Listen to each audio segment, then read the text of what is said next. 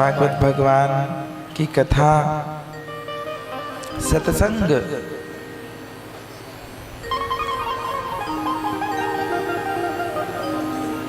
जीवन में अनेक बदलाव लेकर के आता है।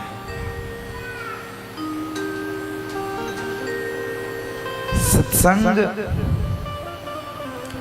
हमारे जीवन में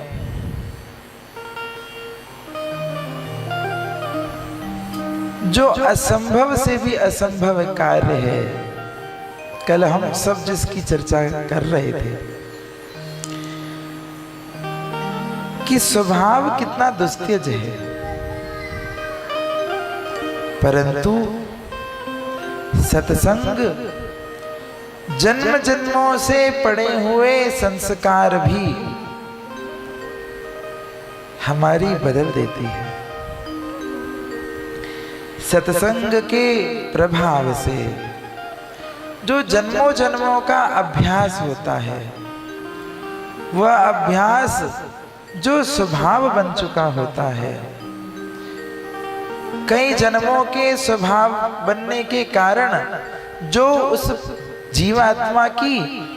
संस्कृति बन चुकी होती है, संस्कार बन गए होते हैं, उस संस्कार को भी पलट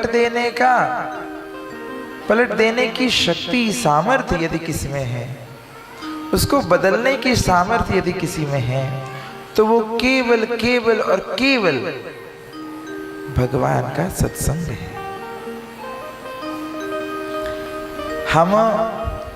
निरंतर सत्संग में लगे रहें, हमारे जीवन में सत्संग प्राप्त होता रहे, तो होगा क्या? सत्संग में जब हम भगवान के स्वरूपों की सेवा करते हैं, भले ही हमें अनुभव अभी न हो रहा हो,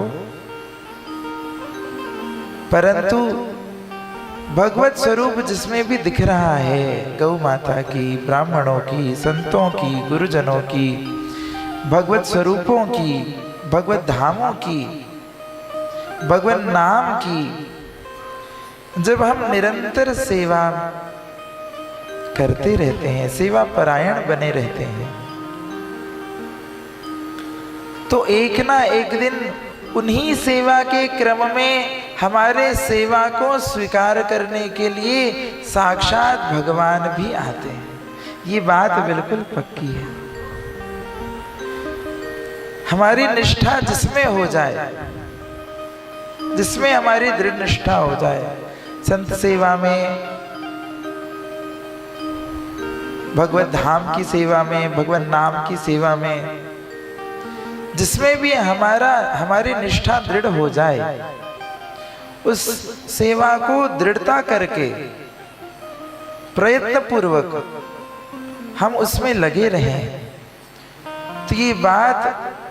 बिल्कुल पक्की है कि एक ना एक दिन उस सेवा को स्वीकार करने के लिए उसी रूप में भगवान स्वयं आते हैं। और जिस दिन भगवान हमारी सेवा को स्वीकार कर लेते हैं,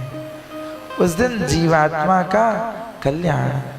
हो जाता है, फिर और कुछ शेष नहीं रह जाता। भगवत सेवा यदि प्राप्त हो गई, उसके बाद जीवन में कुछ शेष नहीं रह जाता।